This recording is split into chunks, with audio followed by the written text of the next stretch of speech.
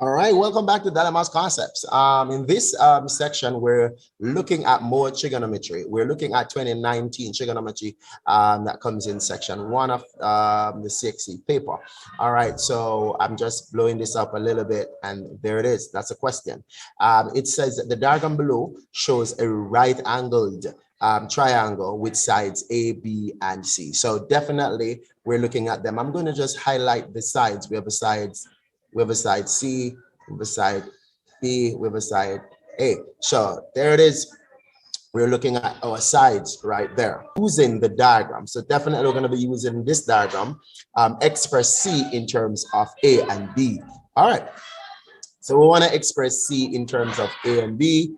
That's where we're going.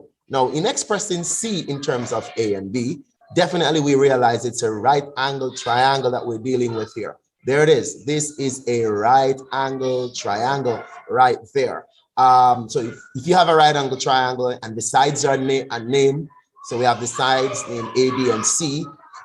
We are asked to express C in terms of A and B. We're thinking about now the Pythagoras theory. And the Pythagoras theory did say that the longest side, which is C square is equal to A square plus B square. So that's what the Pythagoras theory says. But the thing is, they didn't ask us to express C square. So therefore, we're going to have to make sure that we are doing the right thing here. C square is equal to A square plus B square. We want to take the square root of these sides. So C is equal to the square root of A square plus B square. Right, so that's the response that they will be looking for right there in order to capture that one mark right here. Let me just write it on this line, that C is equal to the root of A square plus B square. We get that one mark there. So that is just a simple Pythagoras theory, and let's probe the question some more. So all right,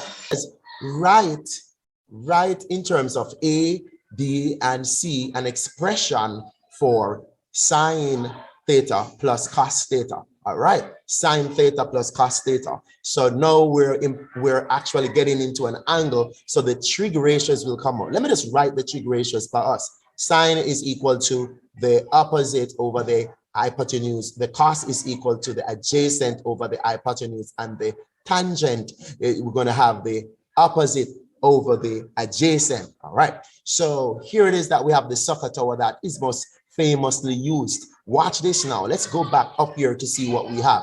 Now we're referring to this angle here, right? And if you're not seeing it well, let me get it bigger for us. There it is. All right.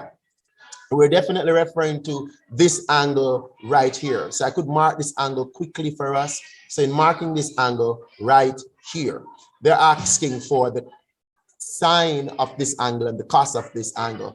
Definitely we could see soh-cah-toa. All right, so the sine of this angle is opposite over the hypotenuse, so that's going to be A over C, right? So the sine is going to land us A over C, and then so I could just write it quickly here. So the sine of the angle is going to land us A over C, and the cosine of the same angle is going to land us B over C, and the cos of this angle is going to land us B over the C. So let's put it together, right? Let's put this together. Let's go down there. Let's put it together. Here we are. All right. All right. So here we are. So this is it right here. Good. Now, so we're putting together the sine of the angle and the cosine of the angle. So the sine of the angle gave us A over C plus the cosine of the angle, which gives us B over C.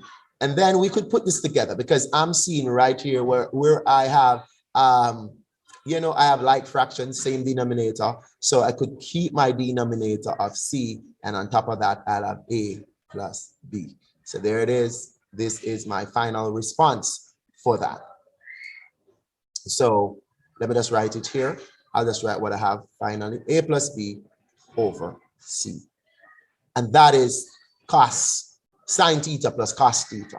All right, let's go on to another question. Let's see what's going on. All right, using the information that we just wrote, they're saying to us, guess what?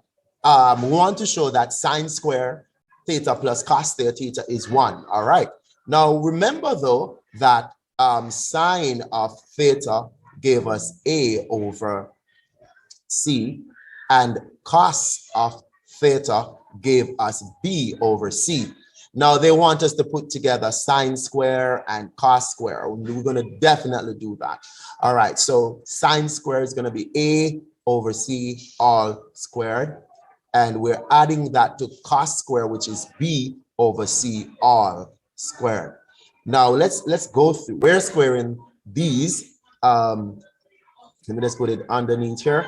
We're definitely gonna get A square plus C square. A square over C square plus B square over C square. So this is what we actually have right now when we do square them. Prove that it is equal to 1. Basically, we have the same denominator going in C square.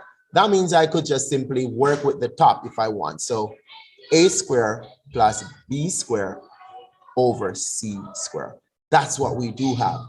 But remember, though, in the beginning that C square is equal to A square plus B square. Remember that. So it simply means then I can substitute A square B square for C square, or I could substitute C square for A square B square. So depending. So let us say I intend to substitute this wherever I see C. Then I would have written this: A square plus B square over A square plus B square. And then remember, whenever you're dividing anything by itself, then the result is 1 over 1 this time, because you're dividing A square plus B square by itself. So the answer is 1, hence the proof. Hence, we have just proven that. All right. Now, we never had to look at it that way. So let us say that we actually had A square plus B square over C square, right? And that's what we had looking at. Remember the same principle that C square is equal to A square plus B square. So then I could substitute C where A square plus B square is. So this is just an alternate route, or we could have done this. So we're going to put C square for this. Yeah, that means we'll have C square over C square. At the same time, again, anything divided by itself is 1. So hence the proof, we get 1.